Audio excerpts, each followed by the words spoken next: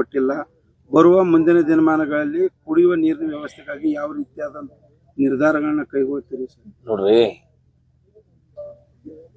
Phone ಮುಖಾಂತರ ನಮಗಲ್ಲಿ ಗೊತ್ತಾಯ್ತು ಬಾಗಲು ಮುರಿದಿದೆ ಅಂತೇಳಿ.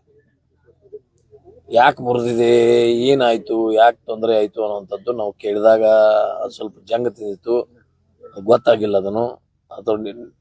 ಅದು ಕಟ್ ಆಗಿ ನೀರು 2 TMC 2ರಿಂದ 2.5 TMC ನೀರಲ್ಲಿ ಹೋಗಿದೆ. ಅಂದ್ರೆ 50% ನೀರ ಹೊಳೆಯಲ್ಲಿ ಹೋಗಿದೆ. ಇನ್ನೊಂದು ತಿಂಗಳು ಅಥವಾ 1.5 ತಿಂಗಳಲ್ಲಿ ಕೃಷ್ಣಾ ನದಿ ಬತ್ತು ಹೋಗೋ ಸಂಭವಗಳಿದಾವೆ.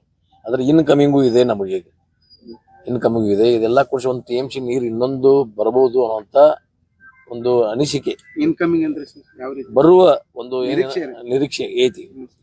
ಆಮೇಲೆ ನಾಳೆ ನಾನು ಅಸೆಂಬ್ಲಿಯಲ್ಲಿ ನಾನು, ಲಕ್ಷ್ಮಣ್ ಸವದಿ, ತಮ್ಮಣ್ಣವರು, ಆಮೇಲೆ ಗಣೇಶ್ ಹುಕ್ಕೇರಿ, ಪ್ರಕಾಶ್ ಹುಕ್ಕೇರಿ ಎಲ್ಲರೂ ಕೂಡಿ ಅಲ್ಲಿಯ ಮುಖ್ಯಮಂತ್ರಿ, ಮಹಾರಾಷ್ಟ್ರದ ಮುಖ್ಯಮಂತ್ರಿಗಳಿಗೆ ಒಂದು ಫೋನ್ ಮುಖಾಂತರ ಆಗಲಿ ಅಥವಾ ಪತ್ರ ಮುಖಾಂತರವಾಗಿ ಬರೆದು ಅಲ್ಲಿ ನಮಗೆ ನೀರು ಬಿಡಿಸುವಂಥದ್ದು. ಮತ್ತು DK ಶಿವಕುಮಾರ್ ಈಗ ಅವರೆಲ್ಲೋ ಶೃಂಗಸಭೆ ಎಲ್ಲಿಪ್ಪ ಅದ ಶೃಂಗಸಭೆ ಎಲ್ಲಿ DK ಶಿವಕುಮಾರ್ ಬರ್ತಾರೆ, ಬಂದ್ 2-3 ದಿವಸ ಐತೆ. ಅದು ಬಂದ್ರಂದ್ರೆ DK ಶಿವಕುಮಾರ್ ನೀರಾವರಿ ಮಂತ್ರಿಗಳು ಅಲ್ಲಿ ಮಹಾರಾಷ್ಟ್ರದ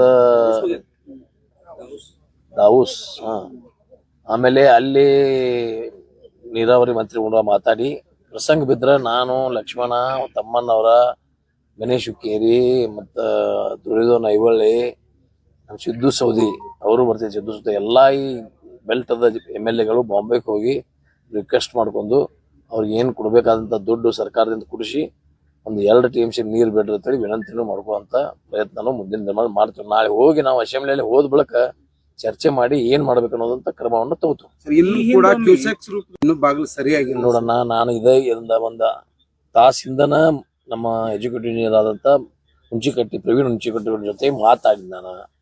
ಏನಪ್ಪಾ ಇನ್ನೂ ಅಲ್ಲಿ ನನ್ನ ಹೆಲ್ತ್ ಸರಿ ಇಲ್ಲದಕ್ಕಾಗಿ ನಾನು ಹೋಗೋಕ್ಕಾಗಿಲ್ಲ. ಲಕ್ಷ್ಮಣ್ ಸವದಿ ಅವರು ವಿಸಿಟ್ ಮಾಡಿದಾರು, ಸಿದ್ದು ಸೌದಿ ಅವರು ವಿಸಿಟ್ ಮಾಡಿದಾರು, ಎಲ್ಲರೂ ಮಾಡಿದಾರೆ ಅಲ್ಲಿ. ಆಮೇಲೆ ಸರ್ 5 HP ನೀರು ಹೊಂಟೈತಿ, ಅದನ್ನು ಸಹಿತ ಕ್ಲೋಸ್ ಮಾಡ್ತೀವಿ ಅಂತೇಳಿ ಈಗ ನನಗೆ ಎಜುಕೇಟಿವ್ ಇಂಜಿನಿಯರ್ ಮಾತಾಡಿದಾರು. ಹಿಡಕಲ್ ಜಲಾಶಯದಿಂದ ನೀರು ಬಿಟ್ಟಿದ್ರೆ ಆ ಟೈಪ್ ಒಂದು TMC ಅದು ಸುರೇಶ್, ಅದು ಅಷ್ಟು ಪ್ರಮಾಣದಲ್ಲಿ ನಮ್ಗೆ ಎಷ್ಟು ಬೇಕಂದ್ರೆ ಬರೋದಲ್ಲ. ಬಿಟ್ರನು ಅವರು ಜನ ನಮಗ ಬರ್ಲಿಕ್ಕೆ ಕೊಡೋದಲ್ಲ, ಅಡ್ಡ ಆಗಿ ಏನೇನೋ ಮಾಡ್ಕೋತಾರ. ಅದಕ್ಕಾಗಿ ನಮ್ಗೆ ಒಂದೇ ದಾರಿಪ ಏನಂದ್ರೆ ಕೊಯ್ನಾದಿಂದ ನೀರು ಬಿಡಿಸ್ಕೊಂಡ್ ಬರೋದು. ಅದನ್ನ ಬಿಡಿಸ್ಕೊಂಡ್ ಬಂದ್ರೆ ನಾವು ಉಳಿತೀವಿ, ನಾವು ಬದುಕ್ತೀವಿ. ಇದ್ರೆ 1 ತಿಂಗಳು 1.5 ತಿಂಗಳಲ್ಲಿ ನದಿ ಬೇಸಿಗೆಯಾಗ ಮೇದಾಗ ಹೆಂಗ ಆದೈತಿ ಹಂಗ ಆಗುವ ಸಂಭವಗಳು ನಿರೀಕ್ಷೆ ಐತಿ ನಮಗೆ. ಯಾಕಂದ್ರೆ ಅನುಭವಗಳು ಅದಾವ. ಅವೇನ್ ನಾವು ಪ್ರಯತ್ನ ಮಾಡ್ತೀವಿ. ನಾಳೆನೂ ಪ್ರಯತ್ನ ಮಾಡ್ತೀವಿ. ಪ್ರಸಂಗ ಬಿದ್ರೆ ಬಾಂಬೆಗೆ ಹೋಗಿ ಬರ್ತೀವಿ. ನಾನು ಹೋಗ್ತೀನಿ, ಎಲ್ಲರೂ ನಾನೇ ಕರ್ಕೊಂಡು ಹೋಗ್ತೀನಿ. ಒಟ್ಟ ಜನರ ಅನುಕೂಲ ಅಂದ್ರೆ ನಮ್ದು ಐತಿಲ್ಲ, ನಮ್ಮ ಜಮೀನುಗಳೆಲ್ಲ ನಮ್ಮ ನೀರಾವರಿ ಜಮೀನುಗಳು ಇದಾವು, ನಮ್ಮೂ ಅಲ್ಲಿ ಕಬ್ಬ ಹಚ್ಚಿದೀವಿ. ಎಲ್ಲಾ ರೈತರದು ನುಕ್ಸಾನ, ಕುಡಿ ನೀರ್ದು ಪ್ರಾಬ್ಲಮ್ ಬರ್ತೈತಿ. ಜೊತೆಗೆ ರೈತರು ಬೆಳೆದಂತ ಬೆಳೆ ಎಲ್ಲ ಹಾಳಾಗಿ ಹೋದೈತಿ. ಎಷ್ಟು ತಾಲೂಕುಗಳ ಕಾಗವಾಡ, ಅಥಣಿ, ಚಿಕ್ಕೋಡಿ, ರಾಯಬಾಗ್ ಎಷ್ಟೋ ಹಳ್ಳಿಗಳ ಎಲ್ಲ ಈಗ ಮಹಾರಾಷ್ಟ್ರಗೂ ಪೆಟ್ಟುತ್ತೈತಿ. ನಮ್ಮದಲ್ಲಿ ಗಣೇಶವಾಡಿ ಅಲ್ಲಿ ಎಲ್ಲ ಒಳ್ಳೆ ತೆರೆದೈತಿ, ಉಸುಕ್ ತೆರೆದೈತಿ ಅಲ್ಲಿ. ಅದಕ್ಕಾಗಿ ಜನರಿಗೆ ಅನುಕೂಲ ಆಗಬೇಕು, ಜನ ಇಲ್ಲಿಕ ಬದುಕಬೇಕು. ಆ ನಿಟ್ಟಿನಲ್ಲಿ ಕೆಲಸವನ್ನು ಮಾಡ್ತೀವಿ. ಸರ್, ಈಗ ಫೆಬ್ರವರಿಯಲ್ಲಿ ಸಚಿವ ಸಂಪುಟ ಬದಲಾವಣೆ ಅಂತ